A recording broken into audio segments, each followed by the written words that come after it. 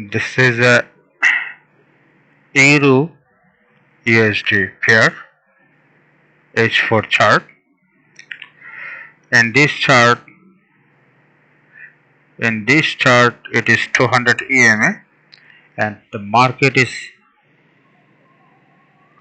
offside from the 200 EMA, so we can identify that this market is uptrend market because 200 EMA is below the market. And now we can make a support area here.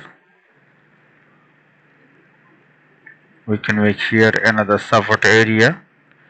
It is another one support area, and it also recent resistance area for as a short-term trader. From here we can make it sell. We can make a buy position from here. Just now we can make buy.